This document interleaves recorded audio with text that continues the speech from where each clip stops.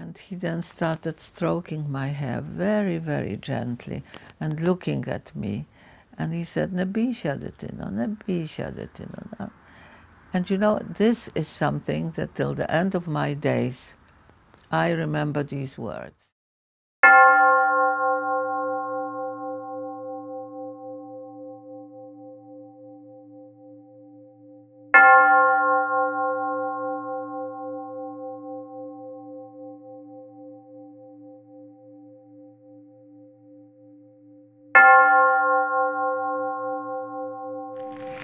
До вас моє слово, дорогі браття і сестри.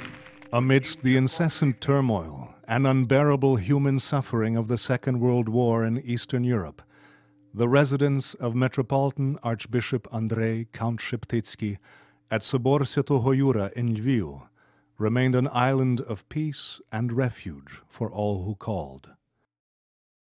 I'm speaking to you here today for one and one reason only: to pay respect, reverence, and homage to a great man, His Holiness the Archbishop Metropolitan Andrei Count Sheptytsky.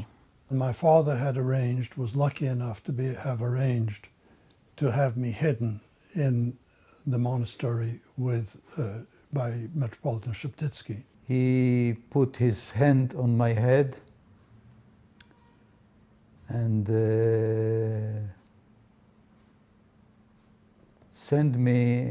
asked somebody to take me to one of the priests. This was the last time I saw Sheptytsky and I saw my uncle. And this is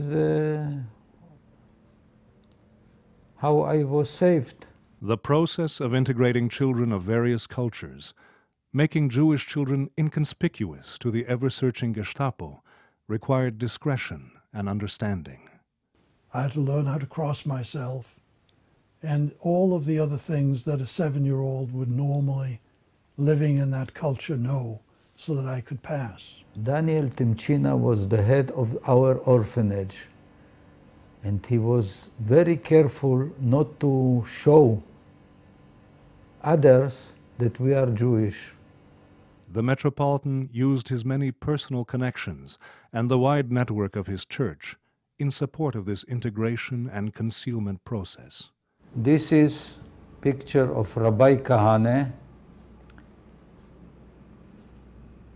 who was saved with his family in the monastery of Sheptytsky,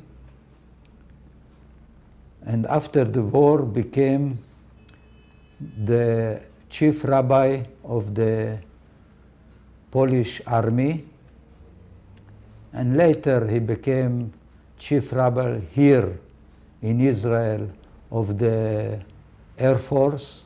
There were 2 other Jewish boys in Univ at the time, Oded, and whose name was Dorko, and Danilo, who's Adam Daniel Rotfeld. This is a picture of Daniel. I call him Daniel. He's known as Adam Daniel Rotfeld. This is a photograph that he sent me some years later when he met with the Pope. And he indicated in his letter that he spoke about me with the Pope, and the Pope sent his blessings, and that he thanked in our name the church for doing what it did. He was exposed. He was a most courageous man. He was, first of all, his humanity was such. He was almost a saint, a sanctity about this man. Plus, he endangered himself. He endangered the entire church, if you like, who kept us, because it was at his recommendation. So he is the head of it all, and he, in his own library, he kept a Rabbi Dr. Kahane, behind the wall, behind the books.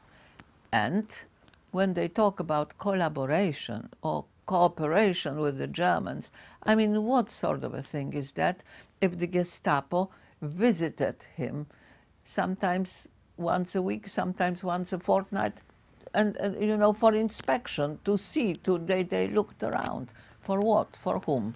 For the Jews, of course. I am the representative of all these children who were saved by Sheptytsky. Metropolitan Sheptytsky is the only head of church, only one who during that time, during the darkest hours in history, had the courage to oppose the regime, to oppose the fact, I mean, who was writing letters to Himmler and to Hitler and to Wächter? Who? But he, no other head of state. By saving the life of a 7-year-old boy, they saved my 3 children, my 7 grandchildren, and an unknown number of worlds yet to come. It pains me that my people have not yet seen fit to honor Archbishop Sheptytsky. That in no way detracts from his honor, it detracts from ours.